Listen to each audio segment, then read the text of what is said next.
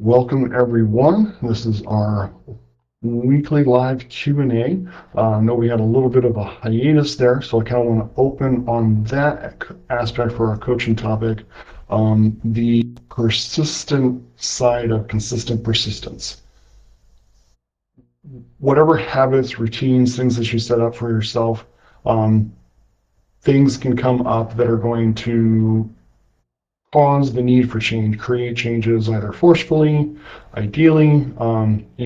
This past few months, big changes in the family, new baby, son's new soccer team started. Soccer practice was dictated as Tuesdays for us, so I had to find a new time that could work on it. I wanted to find a day that I could do consistently for everyone. And that was kind of the main challenge of, I prefer this day, this time, but I can't do it consistently, just to try and pick another time. And finally, we settled on Fridays at noon. So that's going to be our new ongoing time going forward. But it's about not letting obstacles and challenges completely derail that pursuit of being consistent. You have to persist through the challenge, keep testing, keep finding, experimenting until you ultimately come to a new resolution of, okay, this is going to be the new habit, the new routine, the new schedule that allows me to now stay consistent with my pursuit to achieve my goals. That applies to things with exercise, with your nutrition, work, family. There's always going to be things that come up that can cause changes and need us to shift, refocus, move some things around, but ultimately we can still get to that point of consistency if we're persistent in our pursuit of, no, I'm going to find a time to make this work on a regular basis. So kind of an opening thought as we get rolling here with our new day and time for our live Q&As. We do have a question in here that was submitted. I'm going to throw it in the chat here so everyone can see that's watching on the live or replay. Question is, what is the ideal amount of time to rest in between sets? Their example was specifically for push-ups. So when it comes to rest time, a lot of it's going to come down to what are your training goals? What are you trying to accomplish with your workouts in the greater pursuit of things? Because there's a lot of different variables needed to accomplish those outcomes. For something like push-ups, typically the goal is a couple different things. Either we're trying to see, maximally how many push-ups can I do in one round, and trying to improve that, or we're using push-ups as part of a greater program to increase either our strength or our muscle mass or hypertrophy. So there's a couple different rest components there, depending on what your primary goal is. So for things like going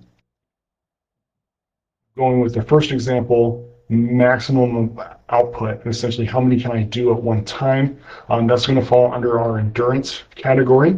So improving endurance. So a big thing for this one, if you're trying to increase kind of what is your cap on how much of this can I do in a given output, you want to keep the rest period relatively minimal. That way you're not letting systems in the muscle cell and the muscle neural connections completely reset and recover. We want to hit and really maximize full recruitment, full output of the muscle systems in order to push it beyond what your current limitations are. So if something like that is your goal, you're going pretty close to maximum effort. You give out, maybe you crank out a few more assisted just to push a little bit more. Then we rest. We rest for a pretty short period of time. Maybe we superset with something else while their chest rests. But we're trying to get back into that next set of push-ups really, really quickly. And again, going as many as we can. Typically, you're not going to be able to do the same amount. If you can, it means your rest period was probably too long for that goal.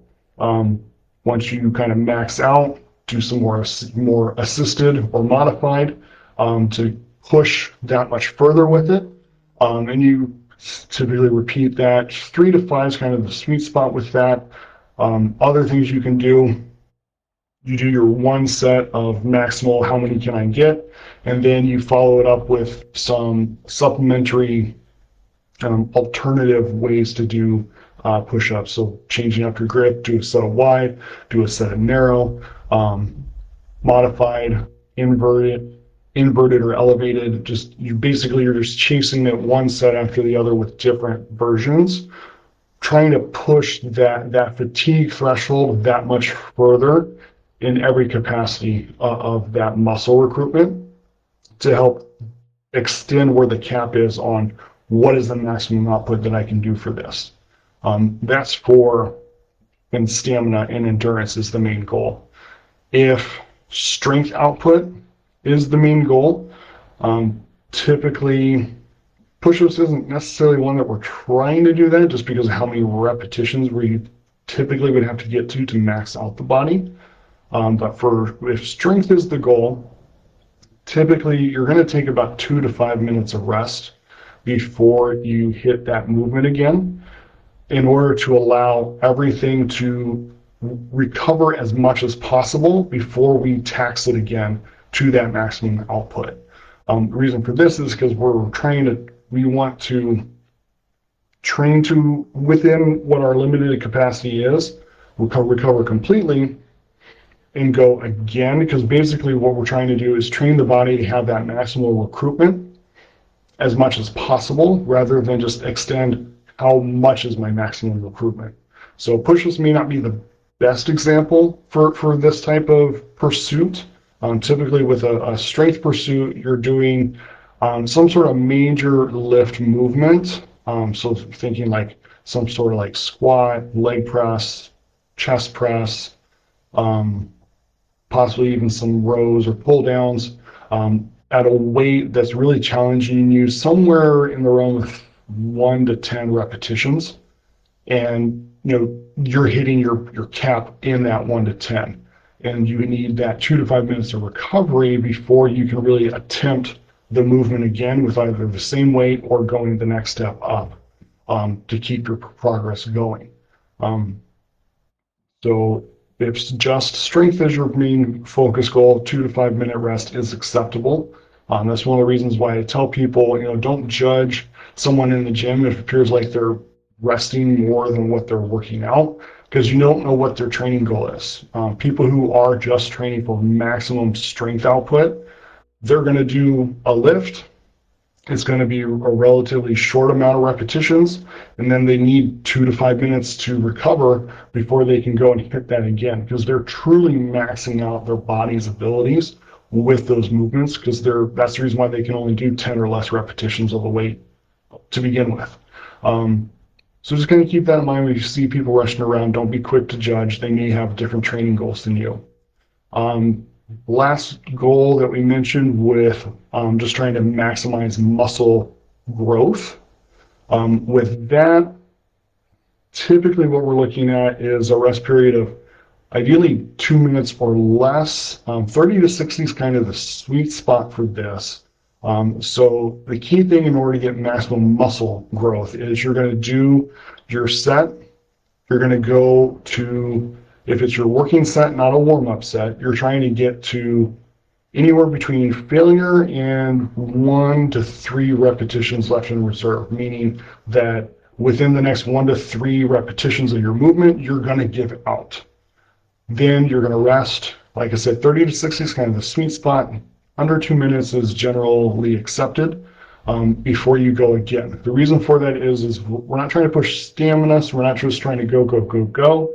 We do want some recovery, but we don't want complete recovery like we do for strength, because the idea is you're going to do that short period of rest, and then you're going to jump back in and do another set, getting close to either that failure or another 1 to 3 repetitions in reserve point over and over and over again.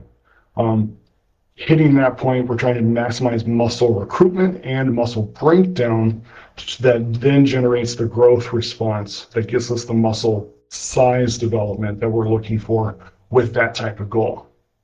So those are kind of the main different options when it comes to rest periods of time. Like I said, it's kind of dependent upon what the primary goal is, but generally endurance is as little rest as possible. Strength capacity is 2 to 5 minutes in between, and then trying to use it to maximize muscle development is under 2 minutes. Like I said, 30 to 60 is kind of that sweet spot. But with that caveat of you have to get close to failure with each of those sets to truly optimize the muscle growth and development. Because if you're not hitting close to that failure point, we're not triggering enough of a muscle generation response with it. So just because you're doing the right rest period doesn't mean you're doing the right work to get the goals that you're the goal output that you're looking for. So be mindful with that. Hope that helped answer that question. If you guys do have any other follow-up questions, feel free to throw them in the chat. We'll see you again next week, Friday at noon. In the meantime, remember to stay consistent in your persistent pursuit of health.